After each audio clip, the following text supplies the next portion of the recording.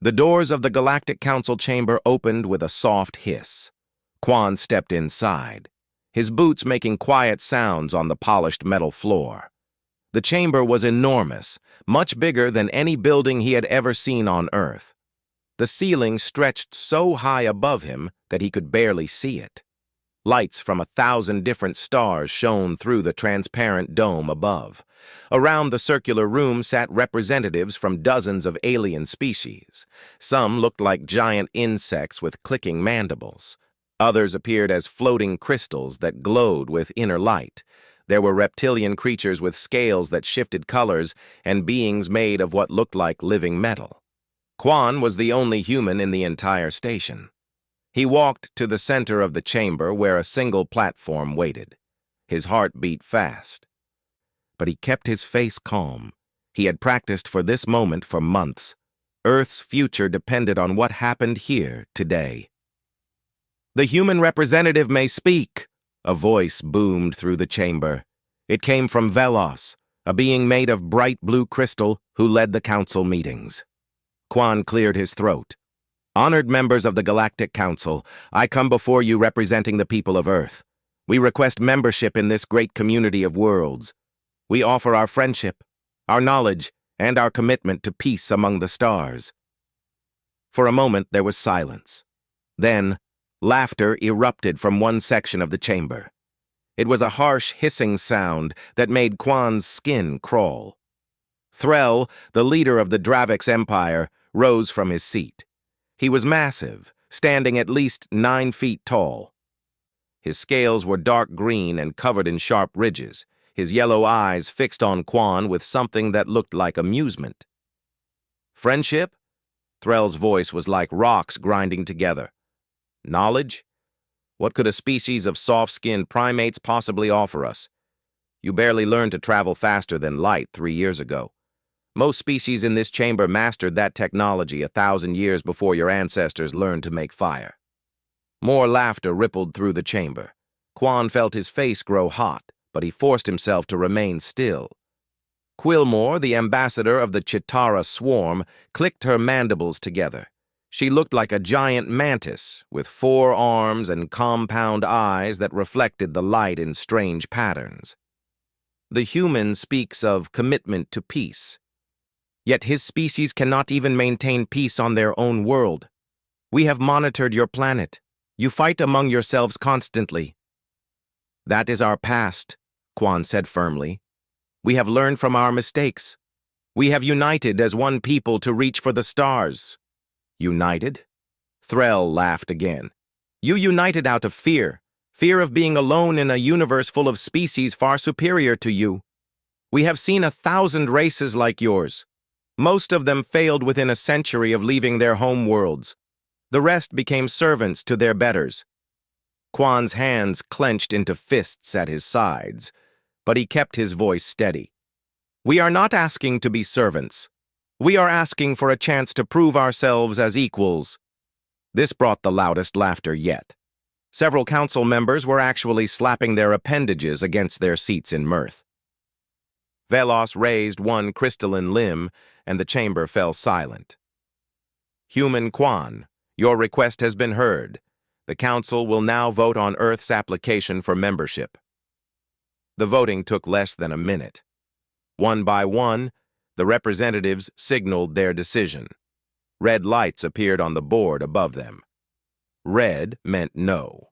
By the time the voting ended, there were 47 red lights and 0 green ones. "The application is denied," Velos announced. There was no emotion in the crystal being's voice. "Earth may reapply in 10 standard years, provided your species still exists by then." Quan felt something cold settle in his stomach. "Still exists? What does that mean?" Threll stood again, his massive form casting a shadow over the entire council floor. "It means, little human, that the universe is a dangerous place. Species like yours, weak and foolish, often do not survive long. Perhaps in 10 years you will have learned humility. Or perhaps your world will be nothing but dust and memories." "Is that a threat?" Quan asked quietly. "A threat?" Threll's laugh was like thunder. No, human. It is simply a fact. The strong survive, the weak perish. Your species has yet to prove which you are. Quan looked around the chamber. Some of the representatives looked uncomfortable. Others seemed bored. A few, like Quillmore, watched him with what might have been curiosity. But none of them spoke in his defense. He took a deep breath. I understand the Council's decision, but I want to say one more thing before I leave.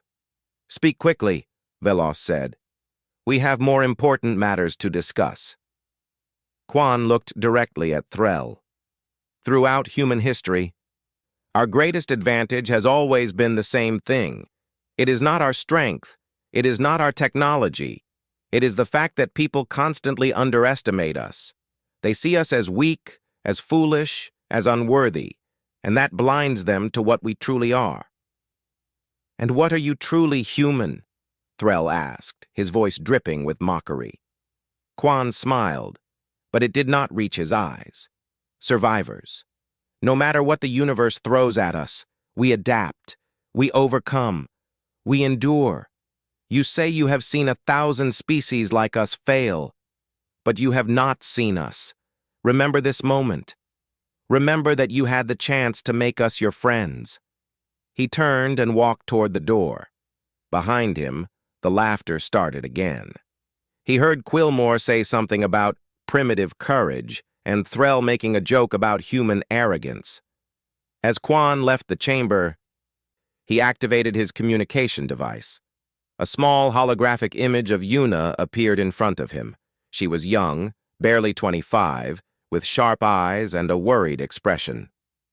How did it go? She asked. As expected, Quan replied. They rejected us, mocked us, threatened us. What do we do now? Quan reached the docking bay where his small ship waited. Now we go home and prepare. Something tells me the Dravix Empire is not going to be satisfied with just words. He was right. 3 days later, as his ship approached Earth's solar system, alarms began screaming. Yuna's face appeared on his screen, but this time she was not calm. She was terrified. Quan, the outer colonies, New Hope, Freedom Station, and Terra Nova. They are under attack. Dravix warships. Hundreds of them. Quan felt his blood turn to ice. Casualties? Yuna's voice broke. Early reports say 50,000 dead, maybe more. They are not taking prisoners. They are just destroying everything. Quan closed his eyes for just a moment. Then he opened them, and they were filled with cold determination. Contact Admiral Tay. Tell him to gather the fleet. Contact Sora and Ho. Tell them to meet me at command headquarters the moment I land. He paused. And Yuna, send a message to the Galactic Council. Tell them we request their intervention under the Treaty of Civilized Warfare. Do you think they will help? No, Quan said quietly. But I want it on record that we asked. I want everyone to know that we tried peace first. As Earth came into view through his viewport, Quan made himself a promise. The Dravix Empire had made a terrible mistake. They thought humans were weak. They thought they could attack without consequence. They were about to learn how wrong they were. Quan's ship landed on Earth with a hard thump. He barely waited for the engines to cool before running down the ramp. Military vehicles surrounded the landing pad, their lights flashing in the darkness. It was 3 in the morning, but the entire military command was awake. Admiral Tay waited at the bottom of the ramp. He was older than Quan, maybe 60 years old, with gray hair and scars from the colony wars. His face was hard as stone. 3 colonies gone, Tay said without greeting. 53,000 confirmed dead, another 20,000 missing, probably vaporized. The Dravix did not even send a warning. They just started firing. Quan felt sick, but he pushed the feeling down. There would be time to grieve later. What is our fleet status? 70 ships ready for combat, another 30 in various stages of repair. Against the Dravix Armada? Tay shook his head. We counted over 200 warships in their attack force. Our ships are smaller, less armed. Quan, if we engage them directly, we will lose. Then we do not engage them directly, Quan said. He started walking toward the command building. Tay fell into step beside him. Where are Sora and Ho? Already in the war room. They have been working since the attack started. The command building was a fortress built deep underground. They took an elevator down 15 levels. The doors opened to reveal a massive room filled with screens, computers, and people working frantically. In the center stood two people looking at a holographic display of the solar system. Sora was the first to notice Quan. She was short, barely 5 feet tall, but her mind was one of the sharpest on Earth. She had been designing weapons since she was 16 years old. Now, at 30, she was the chief engineer of Earth's entire military. Quan, thank God you are back. She pointed to the hologram. The Dravix fleet is regrouping here, just past Jupiter's orbit. They are preparing for a final push toward Earth. We have maybe 48 hours before they attack. Ho, the intelligence officer, joined them. He was thin and quiet, the kind of person who listened more than he spoke. But when he did speak, people paid attention. I have been analyzing their attack patterns, Ho said. He manipulated the hologram, showing the battles at the 3 colonies. They are overconfident. They attack in straight formations, rely on superior firepower, and do not expect resistance. Their tactics have not changed in over 100 years. Because they have never needed to change them, Tay said bitterly. When you have bigger ships and bigger guns, why be creative? Exactly, Quan said, a plan beginning to form in his mind. They think we will either surrender or fight them head-on. We will do neither. Yuna appeared on one of the screens. She was at the communications center across the compound. Quan, the Galactic Council responded to our request for help. And? Her face told him everything he needed to know. They said the Dravix Empire claims we violated their territorial space. They say it is a legitimate border dispute and they cannot intervene. Tay slammed his fist on the table. That is a lie. We never went near their territory. It does not matter, Quan said. They have made their position clear. We are on our own. Then we fight, Tay said. We take every ship we have, and we make them pay for every mile of space between here and Jupiter. No, Quan said firmly. That is exactly what they expect. That is how we lose. He turned to Sora. You told me once about a secret project, something the government had been keeping quiet. Now is the time to tell me about it. Sora glanced at Tay, who nodded slowly. She took a deep breath. For the past 20 years, every time we encountered alien technology, we studied it, reverse engineered it. We have been building weapons, shields, and engines based on designs from a dozen different species. She pulled up new schematics on the hologram. Quan saw ship designs he had never seen before, weapons that looked nothing like standard human technology. We have 12 ships, Sora continued. They are experimental. We call them ghost ships because they have stealth technology we adapted from a crashed Luminar probe. They are small, fast, and nearly invisible to most sensors. 12 ships against 200, Tay said. That is not enough. It is if we use them right, Quan said. He turned to Ho. You said their tactics are predictable. What are their weaknesses? Ho pulled up more data. 3 main weaknesses. First, their shield generators are powerful but cycle slowly. There is a 0.3-second gap when they refresh. Second, they rely heavily on automated systems. They do not adapt well to chaos or unexpected situations. Third, their communication network uses a hub system. If you take out their command ship, the others get confused. And their command ship will be? The biggest one, Ho said simply. Threll does not believe in subtlety. He will be right in the center of his fleet, in a ship twice the size of the others. Quan studied the hologram for a long moment. The pieces of a plan were coming together in his mind. It was risky. It was insane. But it might work. "Here is what we are going to do," he said. "Yuna, I need you to start spreading information through every galactic channel you can access. Make it look like Earth is preparing to surrender. Let slip that our fleet is damaged, our people are scared, our government is debating giving up. You want them to think we are beaten?" Yuna looked confused. "I want them to think we are no threat at all," Quan said. "If they believe we are broken, they will get even more careless." He turned to Sora. "Those 12 ghost ships, can they carry the new weapons you have been developing?" "Yes, but Quan, they are untested.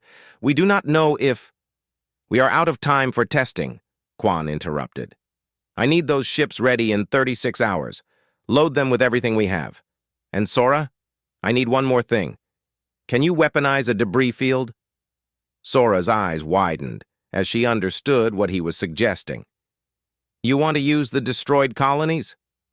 "They killed our people and destroyed our homes," Quan said quietly. "Let us make sure their sacrifice means something." "Can you do it?" "Yes," Sora said. "We can attach thruster packs and explosive charges to the larger pieces of wreckage, turn them into missiles or mines." Tay was beginning to smile. It was not a pleasant smile. "You are going to set a trap." "Not just a trap," Quan said. "A statement. Ho, I need complete intelligence on Threll's flagship. I want to know every system, every weakness, every crew member if possible. Tay, I need you to select the best captains we have, people who can think fast and are not afraid to take risks." "I know just the people," Tay said. "Jin for the flagship Perseverance, Mina for tactical coordination, and Wu is the best pilot we have. If anyone can handle those ghost ships, it is him." "Good. Bring them here. We have a lot of planning to do and not much time." Over the next 36 hours, Quan barely slept. He worked with Tay and the captains to refine every detail of the plan. Sora and her engineers worked around the clock to prepare the ships and weapons. Ho gathered intelligence, hacking into Dravik's communication networks to track the enemy fleet's movements. Yuna played her part perfectly. She leaked information about Earth's supposed weakness. She made sure every alien intelligence agency could intercept communications about surrender negotiations and evacuation plans. The news spread across the galaxy. Earth was broken and ready to give up, and the Draviks believed it. "Their fleet is advancing," Ho reported on the second day. "They are moving faster now. They think this will be easy." Quan stood in the war room, looking at the holographic display. The Dravik's fleet was a wall of red dots moving steadily toward Earth. His own fleet was shown in blue, just 12 small dots against 200 large ones. To anyone looking at those numbers, Earth had no chance. But Quan was not looking at the numbers. He was looking at the space between Jupiter and Mars, where debris from the destroyed colonies drifted in the darkness. He was looking at the moon, which could serve as a gravitational anchor. He was looking at all the places where small, fast ships could hide and strike. "Jin, Mina, Wu," he said into the communication system. "This is Quan. In 6 hours, you launch. Everything we are, everything we have ever been, goes with you. The Draviks think we are weak. They think we are defeated. They think we are animals who got lucky enough to reach the stars." He paused, looking at the faces of the young captains on the screens in front of him. "Show them what humans really are. Show them what happens when you back a survivor into a corner. Show them that we do not just fight to win. We fight to make sure that anyone who attacks us regrets it for the rest of their lives." "Yes, sir," Jin said. The others echoed him. Quan took a deep breath. "Then let us begin." Jin stood on the bridge of the Perseverance, watching as the other 11 ships of the human fleet formed up around him. They were beautiful in their own way, these ghost ships. Sleek and dark, they seemed to absorb light rather than reflect it. Sora had done incredible work. "All ships report ready," Mina said from her station. She was young, only 26, but she had the sharpest tactical mind Jin had ever seen. Quan had trained her personally. "Wu, status on the fighter squadron?" Jin asked. Wu's voice came through clearly. He was in one of the experimental stealth fighters, a tiny one-person craft that was more engine than ship. "All 12 fighters ready. We are like ghosts in the night, Captain. They will not see us coming." "Remember the plan," Jin said. "We do not engage until they are exactly where we want them. Patience wins this battle, not bravery." Through the viewport, Jin could see the Dravix fleet approaching.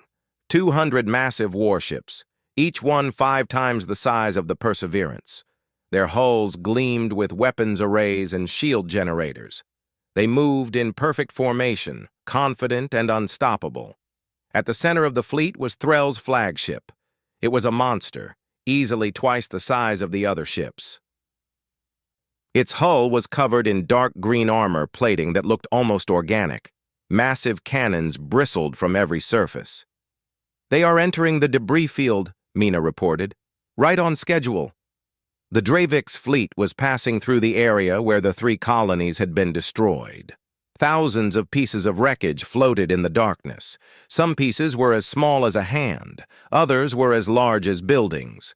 The Dravix ships simply pushed through, not even slowing down. They had no idea what was about to happen. "Activate the charges," Jin ordered. On Mina's signal, hundreds of pieces of debris suddenly came to life. Thruster packs ignited, sending chunks of metal and plastic hurtling toward the Dravix ships. Explosive charges detonated, turning wreckage into deadly shrapnel. The Dravix fleet's shields absorbed most of the impacts, but not all. Several smaller ships took damage. More importantly, the debris created chaos. The perfect formation broke apart as ships maneuvered to avoid collisions. "They are confused," Ho's voice came through from Earth Command. "Their communications are flooding with status reports and damage assessments." "Now, Wu," Jin said. "Hit them while they are distracted." Wu and his 11 pilots struck like lightning. Their small fighters slipped through the debris field, invisible to Dravix sensors. They knew exactly what they were looking for. Ho had found the weakness in the Dravix shield technology, and Sora had designed weapons to exploit it. The fighters fired in perfect synchronization, timing their shots to hit during the 0.3-second gap when the shields refreshed. Bright blue beams lanced through space, punching through armor and hitting critical systems. 6 Dravix ships exploded. A dozen more went dark, their power systems failing. "Pull back, Wu!" Jin ordered. "Do not let them target you!" The fighters vanished back into the debris field before the Dravix could even figure out where the attack had come from. On Threll's flagship, alarms were screaming. The Dravix commander's roar of rage could probably be heard across the entire ship. "Find them! Find the humans and destroy them!" But the human ships were already moving to the next phase. "All ships, activate stealth systems," Jin ordered. "Break formation and take your assigned positions." The 12 ghost ships scattered, each one heading to a different location around the Dravix fleet. Their stealth technology made them nearly impossible to detect. To the Dravix sensors, they had simply vanished. "They are scanning for us," Mina reported. "But our signature is too small. They think we ran away." "Good," Jin said. "Let them think that. Quan, we are in position." Back on Earth, Quan watched the battle unfold on the holographic display. Everything was going according to plan so far, but the hard part was just beginning. "Yuna, how long until the Galactic Council can tap into the broadcast?" he asked. 2 minutes, Yuna replied. "Every major species will be watching." "Make sure they see everything," Quan said. "I want the whole galaxy to watch what happens when you underestimate humanity." In space, the Dravix fleet was reforming. They had lost maybe 20 ships, a tiny fraction of their total force.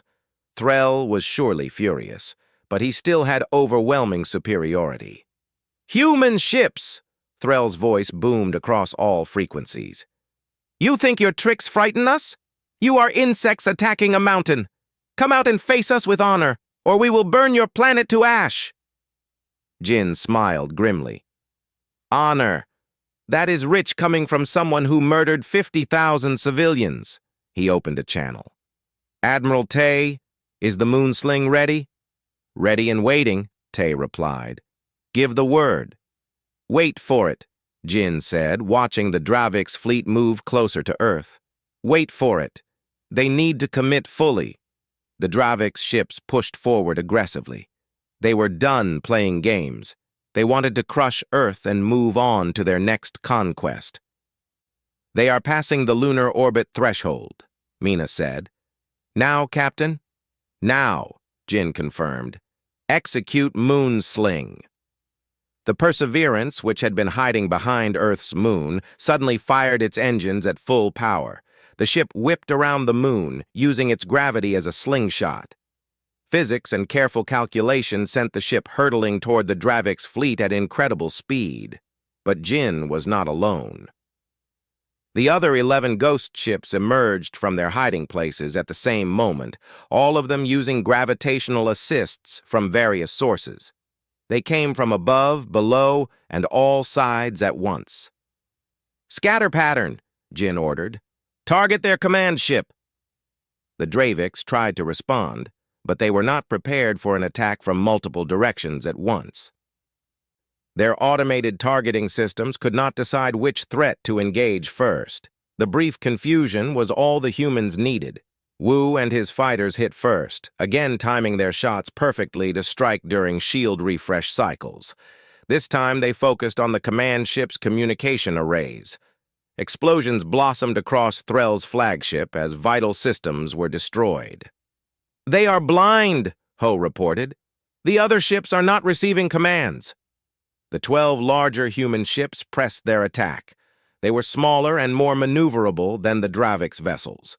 They darted between the enemy ships, firing constantly, using the Dravik's own size against them. Mina coordinated every move like a conductor leading an orchestra. "Perseverance, target their engine cluster. Blue Squadron, disable those weapons platforms. Wu, I need you to keep them confused. Make them think we have twice as many ships as we do." The battle became a whirlwind of movement and fire. The Dravik's ships tried to form defensive positions, but without clear commands from Threll's damaged flagship, they kept getting in each other's way. Jin saw his moment. "All power to forward shields. We are going straight at Threll." "That is suicide," Mina protested. "No," Jin said calmly. "It is justice." Quan said, "Make them remember us. Let us give Threll a memory he will never forget." The Perseverance accelerated directly toward the command ship. Dravik's weapons fire hammered against its shields, but Sora's upgrades held. The ship flew straight through a gap between two enemy cruisers, so close that Jin could see aliens scrambling on the other ship's bridge. Then they were facing Threll's flagship directly. "Yuna, are we broadcasting?" Jin asked. "Every species in the galaxy is watching," Yuna confirmed. "Good." Jin opened a direct channel to Threll. "This is Captain Jin of Earth. You called us weak.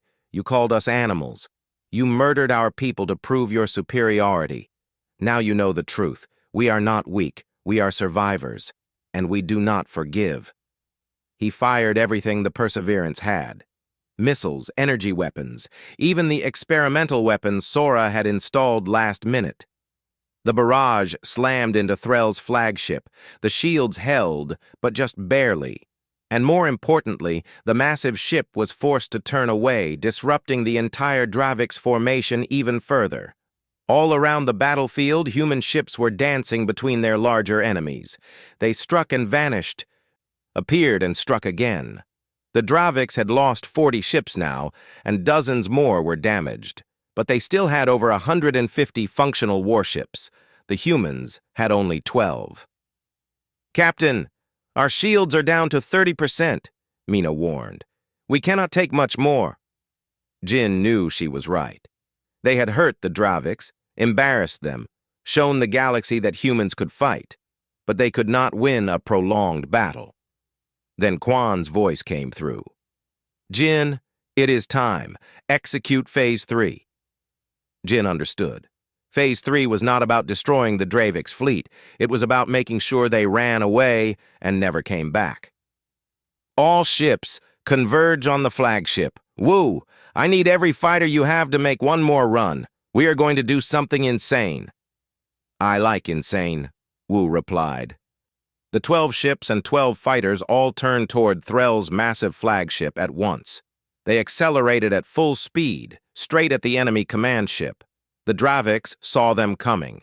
Every weapon on the flagship began firing. Space lit up with energy beams and missiles, but the humans did not break off. They kept coming, closer and closer. At the last possible second, Jin gave the order. Break and scatter, evasive pattern delta. The ships split apart in 12 different directions, flying past the flagship at point-blank range. As they passed, they fired concentrated bursts at a single point on the flagship's hull. The same point hit 24 times in rapid succession. The shields could not handle it. They collapsed, and without shields, the flagship's hull cracked. Threll's voice screamed across all channels. Retreat! All ships, retreat! The Dravik's fleet turned and ran. They abandoned formations, abandoned tactics, abandoned everything except the need to escape these terrifying humans who refused to die. Jin watched them go, breathing hard. Did we just win? We did, Mina said, her voice filled with wonder. Against odds of 200 to 12, we won. Count the cost, Jin said quietly. How many ships did we lose? None, Captain. We have damage, but every ship is still flying. Across the galaxy, billions of beings watched in shock. The humans, the species everyone had mocked, had just defeated one of the most powerful empires in known space. The celebration on Earth lasted exactly 1 hour. Then Quan called an emergency meeting of all military command. Admiral Tay arrived at the war room with a smile on his face. The first genuine smile Jin had seen from the old warrior in years. We did it, Quan. We actually did it. The Draviks are running scared. We should be celebrating for weeks. No, Quan said quietly. He was looking at the holographic display, where the retreating Dravik's fleet was shown as red dots moving away from Earth. We are not done. The smile faded from Tay's face. What do you mean? We won. They are retreating. And that is the problem. Quan manipulated the display, zooming out to show the surrounding star systems. If we let them retreat to their home territory, they will regroup. They will rebuild. And in a few years, they will come back with an even bigger fleet. Or worse, they will tell other species that humans can be beaten if you just bring enough ships. Jin, who had just arrived with Mina and Wu, understood immediately. You want to pursue them. I want to end this threat permanently, Quan said. We hurt them, yes. We embarrassed them in front of the entire galaxy. But if we stop now, all we have done is made them angry. We need to make sure they never even think about attacking humanity again. Tay shook his head. Our ships are damaged. Our crews are exhausted. We barely survived that battle, and you want to chase them across half the galaxy? They are damaged too, Quan pointed out. They are disorganized, confused, and scared. They have never been hunted before. This is our chance to press the advantage. It is also a chance to get ourselves killed, Tay argued. Quan, I respect what you are trying to do, but we have to think practically. We need to defend Earth. Earth is not in danger right now, Quan said. The Draviks are running. They will not turn around. But if we do not chase them, if we do not show the galaxy that attacking humanity has consequences, then we are inviting every aggressive species out there to test us. Sora spoke up from her position at the engineering station. The ships can handle it. I have been upgrading systems during the battle. We can push them harder than the Draviks can push theirs.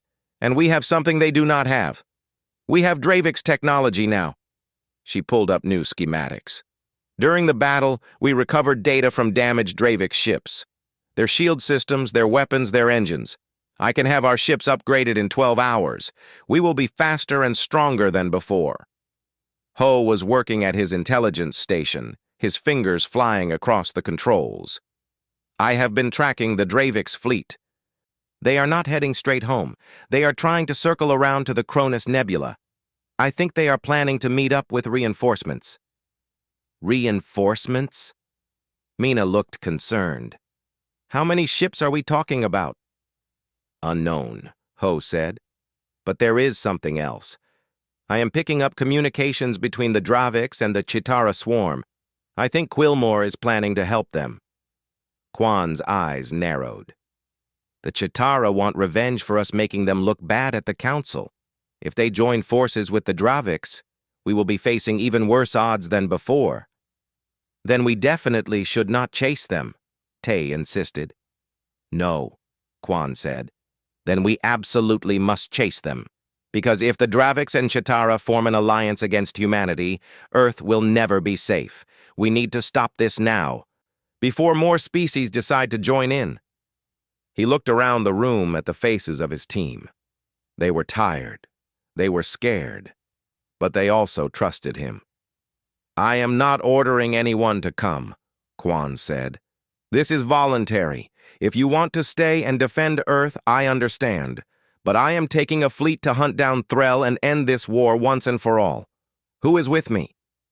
Jin stepped forward first. The Perseverance goes where you go, Quan. Blue Squadron is with you, Wu said. One by one, the other captains volunteered. Even Tay, after a long moment, nodded. I must be crazy, but if we are doing this, we do it right. We take every ship we can spare.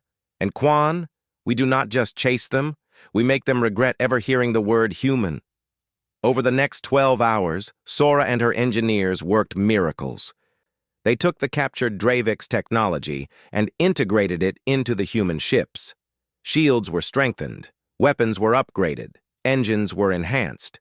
Yuna worked on a different kind of preparation. She hacked into the galactic communication networks and prepared a broadcast. When the time came, she wanted everyone to see what happened when someone attacked Earth. Ho mapped out the pursuit route. The Dravik's fleet was 3 days ahead of them, but the human ships were faster now. They could catch up in 2 days if they pushed hard. There is one problem, Ho said, pointing to a star system between Earth and the Cronus Nebula. The Chitara swarm has a major base here, in the Argus system. If we go straight after the Draviks, we have to pass right through Chitara territory. Can we go around? Jin asked. Yes, but it would add 5 days to our journey. By then, the Draviks would be too well defended. Quan studied the map. Then we go through. If the Chitara try to stop us, we deal with them too. You want to fight 2 species at once? Tay looked at him like he was insane. I want to send a message, Quan said. To the Draviks, to the Chitara, to every species in the galaxy. You do not attack humanity. You do not threaten our worlds. You do not kill our people. And if you try, we will hunt you across the stars until justice is done. The fleet launched 24 hours after the victory at Earth, 15 ships this time. Jin's Perseverance led the way, with the ghost ships spread out in a protective formation. Wu's fighters flew escort, their stealth systems active. As they traveled, they passed through systems where other species lived. Word of the battle at Earth had spread. Ships from a dozen different species watched the human fleet pass. Some scanned them with sensors. Others simply got out of the way. On the second day, they reached the edge of Chitara territory. Ho detected multiple Chitara ships on patrol. They know we are coming, he reported. I am picking up military-grade communications. They are preparing something. How many ships? Jin asked. At least 50 in this sector, maybe more hiding in the asteroid field ahead. Tay looked at Quan. This is it. Last chance to turn back. Quan shook his head. Send a message to the Chitara. Tell them we are passing through their territory in pursuit of the Dravix Empire. Tell them we have no quarrel with them, but we will not be stopped. Yuna sent the message. The response came back almost immediately. It was Quillmore herself, her insectoid face filling the communication screen. "Humans," she clicked. "You have shown impressive skill, but you are now in Chitara space. You will turn back, or we will consider your presence an act of war." "We are already at war," Quan said calmly. "The Dravix started it. We are finishing it. Stand aside, Ambassador." "You dare give me orders?" Quillmore's mandibles clicked aggressively. "You are outnumbered and far from home. Your little victory against the Dravix was lucky. You will not be lucky twice." "It was not luck," Quan said. "It was skill, determination, and the refusal to accept defeat. You saw what we did to Threll's fleet. Do you really want to find out what we can do to yours?" There was a long pause. Then Quillmore said, "We have an arrangement with the Dravix. They have promised us human colonies if we help them defeat Earth." "Then you made a deal with cowards and losers," Quan said. "Tell me, Ambassador, have you actually spoken to Threll since the battle? Do you know how many ships he lost? Do you know that his flagship is barely functional? The Dravix are not powerful.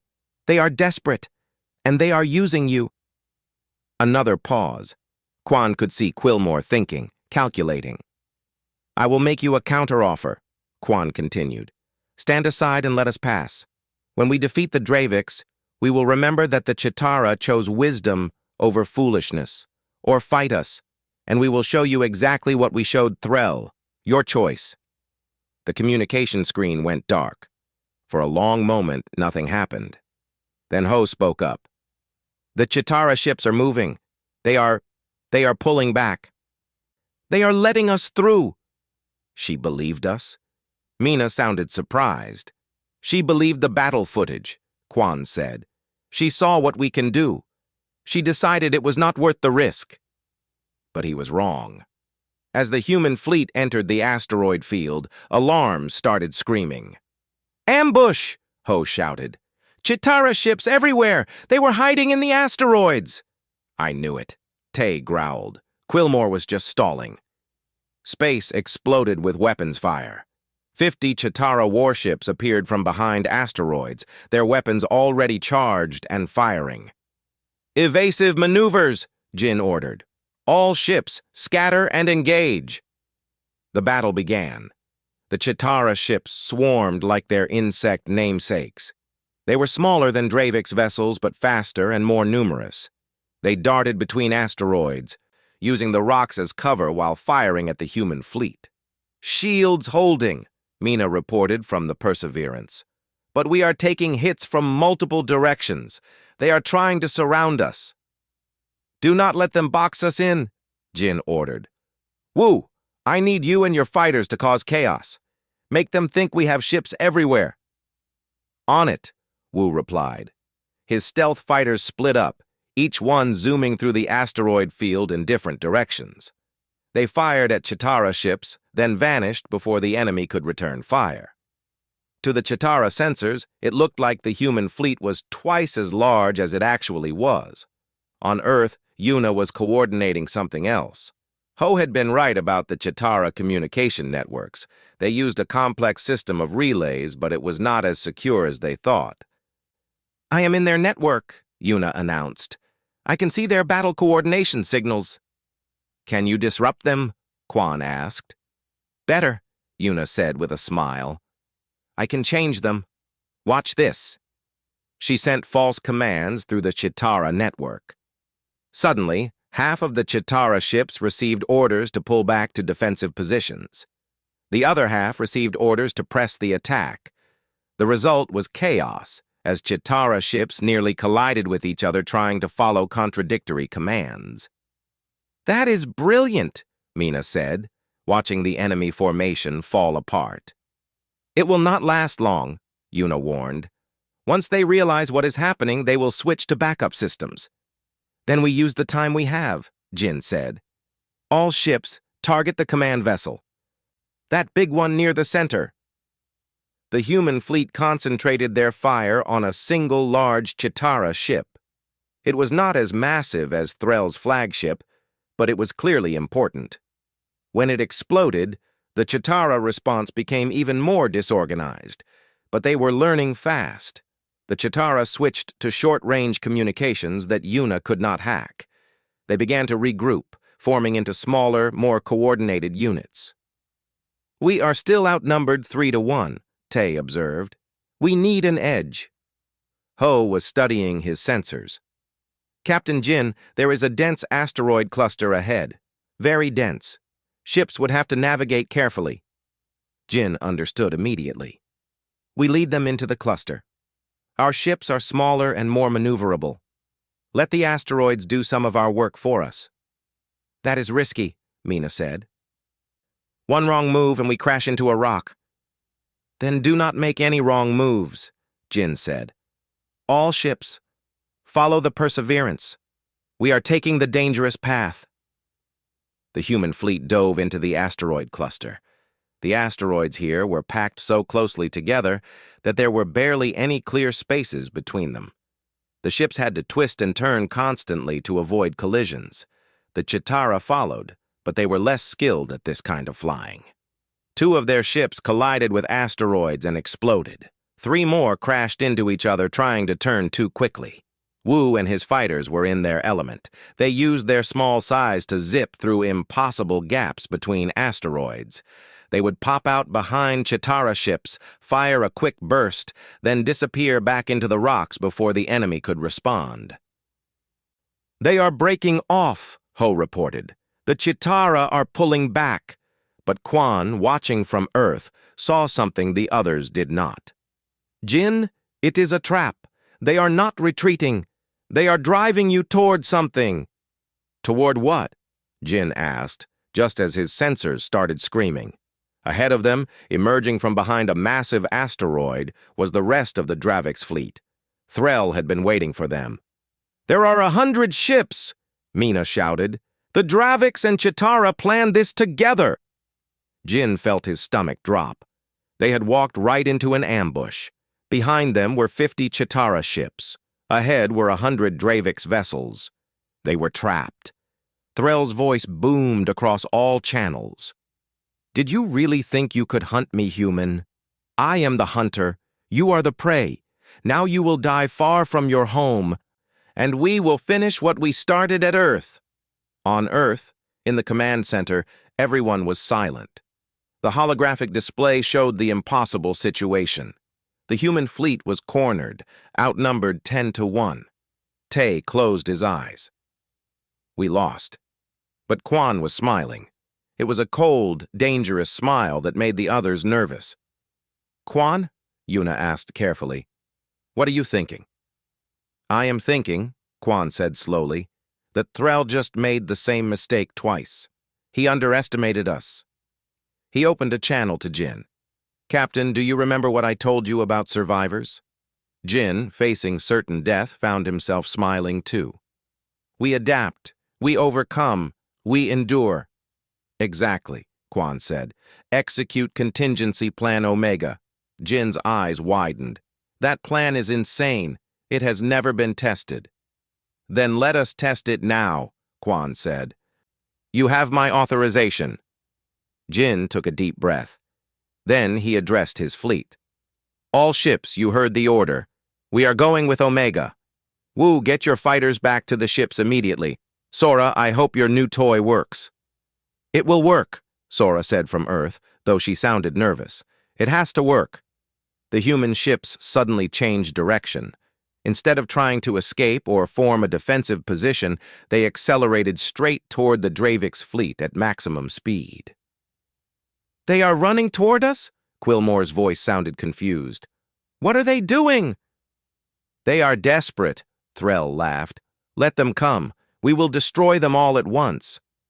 But the human ships were not attacking. As they flew, they were deploying something. Small devices, hundreds of them, scattered across space in a specific pattern. "What are those?" a Dravix officer asked. Nobody knew. Not until Sora activated them. The devices were miniature gravity manipulators, based on technology reverse-engineered from a dozen different species. When activated simultaneously, they created a localized gravitational anomaly. Space itself seemed to twist. Every ship in the area was suddenly pulled in random directions. Dravix vessels crashed into each other. Chitara ships spun out of control. The carefully coordinated ambush turned into a chaotic mess of confused, colliding ships. But the human ships, which had been prepared for this, rode the gravity waves like surfers. They used the chaos to slip past the Dravix fleet. "After them!" Threll roared. But his own ships were too tangled up with each other and with the Chitara vessels. By the time they could regroup, the human fleet was already gone.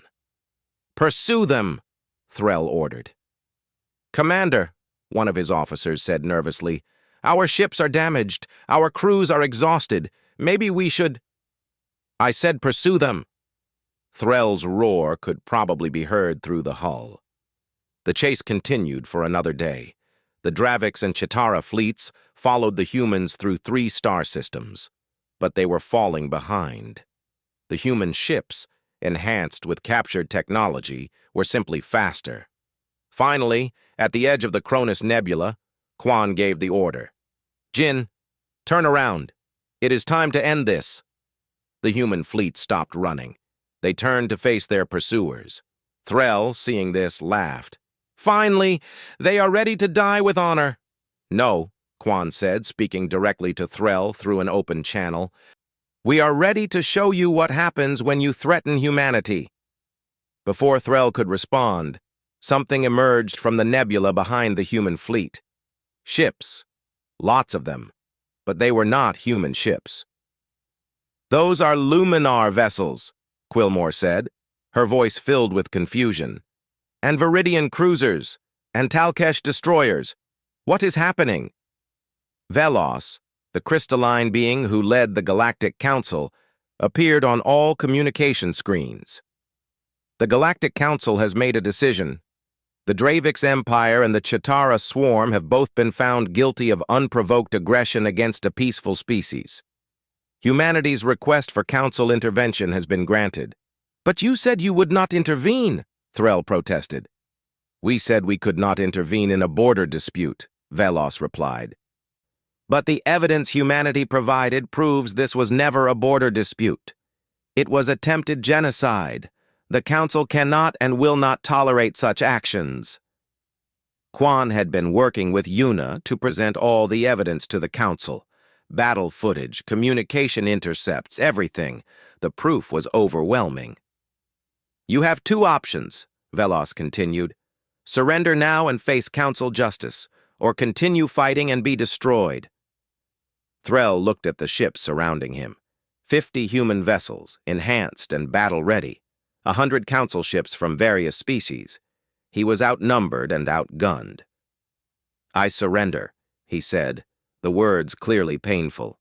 "I demand to be treated according to the laws of war." "You will be," Quan said, "and you will stand trial for your crimes.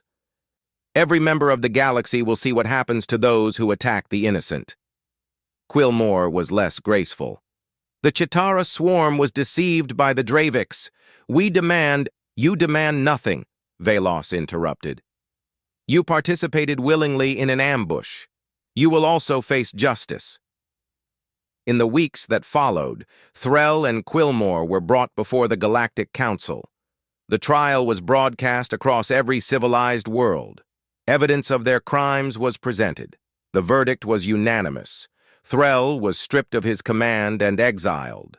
The Dravix Empire was forced to pay reparations to Earth and submit to Council oversight. The Chitara Swarm faced similar consequences. But more importantly, everything changed for humanity. The species that had been mocked and ridiculed was now respected and feared. Earth was granted full membership in the Galactic Council with a permanent seat. Other species began seeking alliances and trade agreements. 2 years later, Quan stood in a classroom at the new Galactic Military Academy. He had retired from active service and now taught strategy to officers from dozens of different species. "Today's lesson," he said, looking at his students, is about the danger of underestimation.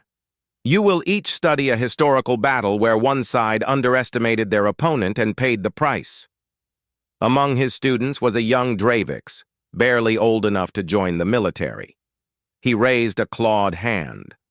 Professor Quan, is it true that your fleet defeated 200 ships with only 12? Yes, Quan said, but we did not do it through superior firepower or technology. We did it through strategy, adaptability, and the will to survive. We did it because we refused to accept that size determines victory. He looked around the classroom at the various species represented. Remember this lesson. The most dangerous opponent is not the one who looks strongest, it is the one who refuses to give up. It is the one who turns every disadvantage into an advantage. It is the survivor. A Luminar student, glowing softly, asked, "Is it true that humans still remember the ones who died in the first attack?" "Every single one," Quan said quietly. "We built a memorial with all 53,000 names. We visit it to remember why we fought. Not for conquest, not for glory, but to make sure their deaths meant something. To make sure no one ever attacks humanity like that again." The classroom was silent for a moment. Then Quan smiled. "But enough sad talk. Let us discuss tactics. Who can tell me what the Dravix did wrong in their initial attack formation?" The young Dravix student hesitated, then raised his hand. They assumed the battle was already won. They did not prepare for resistance. "Exactly," Quan said. "The first rule of warfare is never underestimate your enemy. The second rule is that humans do not follow the rules. Class dismissed." As the students filed out, the young Dravix approached Quan. "Professor, my uncle served under Commander Threll. He told me stories about the battle. He said the humans fought like demons." "We fought like humans," Quan corrected gently. "We fought for our survival, our families, our future. That is what makes us dangerous, not because we are strong, but because we care enough to become strong." "I understand," the student said. "Thank you for teaching me." Quan watched him leave, then walked to the window. Outside, ships from 100 different species docked at the station. Earth vessels worked alongside Luminar cruisers and Viridian transports. The galaxy was changing. He thought about that day in the council chamber, when they had laughed at him, when they had called humans weak and primitive, when they had thought Earth would be easy prey. They had learned differently. The whole galaxy had learned. And that lesson would not be forgotten for a very, very long time.